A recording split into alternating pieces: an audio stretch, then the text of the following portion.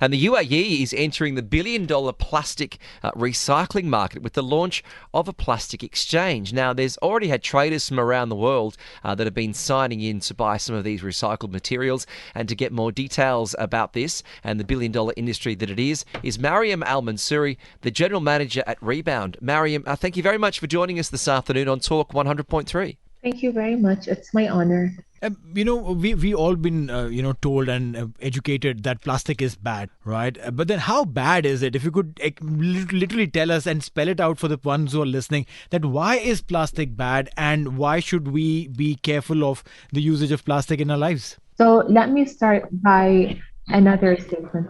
Plastic is not really bad. It's a very useful and versatile material. It's been protecting our packaging, our health supplies, medical, everything. And so it's a cheap product to create and use, and disposing of it currently is what's harming us and what's bad. The way that we dispose of it, because it's a recyclable material, instead of it entering the loop of recycled and making financial benefits out of it, it is currently not. It's being dumped into our environment, and that's why it's bad. Because there's a lot of countries around the world that I travel to have got some really, really elaborate recycling programs in the home. And here in the UAE, there's still many, and I'm guilty of it, apartment blocks where it's just you can leave the paper and the cardboard to be recycled, but there's not really an opportunity for you to recycle plastics even if you want to. Yes, that's true. Unfortunately, and this is, something that we're used to. Some countries are better than others in certain elements. Countries in Europe, for example, like Germany and the Netherlands and Norway, are more advanced in recycling than others. And so in the UAE, there's a long way to go to educate households and individuals, not just in putting all the plastics, households and individuals, not just in putting all the plastics in one category or one waste bin, but even how to start separating the different plastics from one another, starting from the household and then into the aggregator. Wow. I mean, now that you tell us that, we have to separate our plastics, first thing it took us time to understand that, when we have to throw our trash, we will put the cans in one side of the bin and then the plastics and the paper in the second and the third part of the bin. But when you're trying to, break plastic down, PET is one form, PVC is another, then there is HDPE, there is LDPE. All of these things, they require some certain amount of education to the people. So we probably need to take from a step back and say, listen, first let's get educated about plastic and then try and use or reuse or throw plastic. I completely agree. I mean, the time to act is now. We have to start implementing solutions concurrently, so in parallel. Our exchange and our platform acts as a market and an economic opportunity, but the entire system and awareness and education needs to happen hand in hand in school and in offices. Yeah, because when I was growing up as a little kid in Australia, having my wheat bix every morning, we used to look at the bottom of the plastic bottle and you'd see that triangle with how many times a certain plastic had been recycled. Right. And then every time I learned it at school, every little piece of plastic was, oh, that's 2. Oh, that's 3. Oh, that's 4. And you'd see how many times it had been recycled. And so much of this, and I guess this comes down to some of your work at Rebound, Maryam, is about letting consumers understand what is good plastic and what can be recycled. Completely. Packaging industries are even now becoming more innovative, reducing the colors involved, minimizing the labels, etc.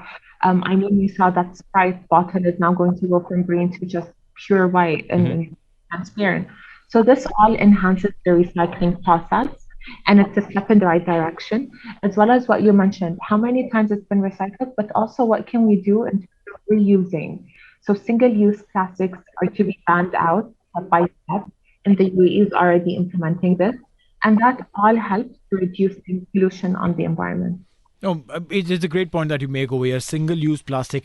Kitch and I have been talking about it on our show many a times that, from the time the ban was introduced in, Abu Dhabi, then Dubai, and now Sharjah will introduce this in time to come.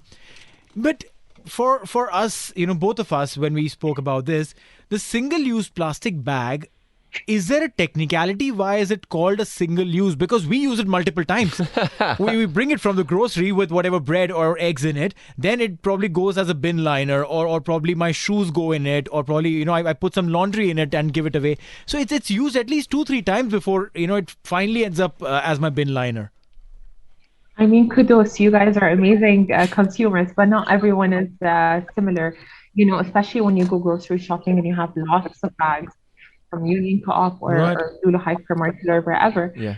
All Oh yeah, these they've got better bags bags. end up being but now I mean, you have all these recycled cloth bags and Right. cotton bags that help sustain grocery shopping and putting your shoes, etc. The work that you're doing with the Rebound Plastic Exchange is fantastic.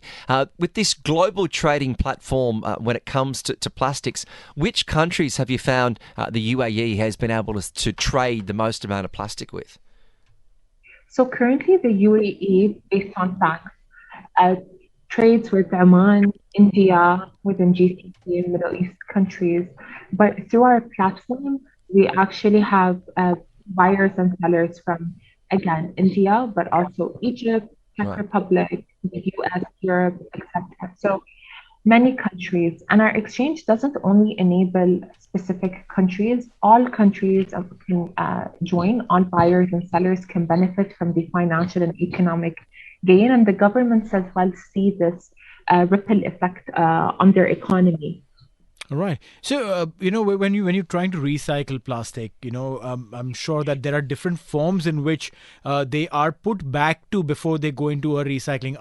Does plastic go into strips or pellets or in the molten shape? Where does it go at?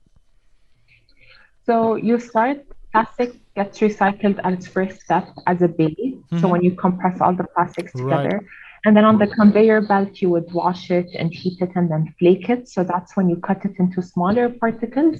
The last process that undergoes the most cleaning and sorting and washing is when you form the pellets. And Okay. pellets are the finest form of recycled plastics, which then can be spun into new clothes, shoes, furniture, you name it. Wait, I did read about plastic shirts for sportswear, plastic made sneakers which were made of recycled plastic. I couldn't get my head around it. I mean, I definitely, when it rains, you put a plastic bag on your head and run when you don't have an umbrella. But how does it turn into a shirt or a sneaker? So it's all in terms of the processing.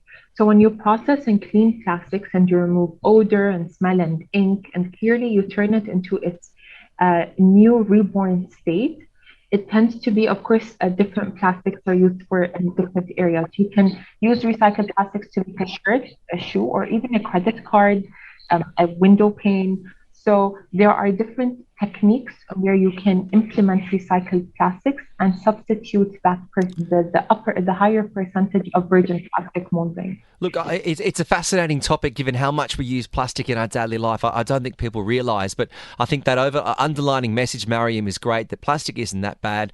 It is how it's managed and how we recycle it is the message we need to get out. We know that you're being generous with your time. So Maryam Al Mansoori, the Chief Executive of Rebound, thank you very much for joining us on Talk 100.3. Thank you.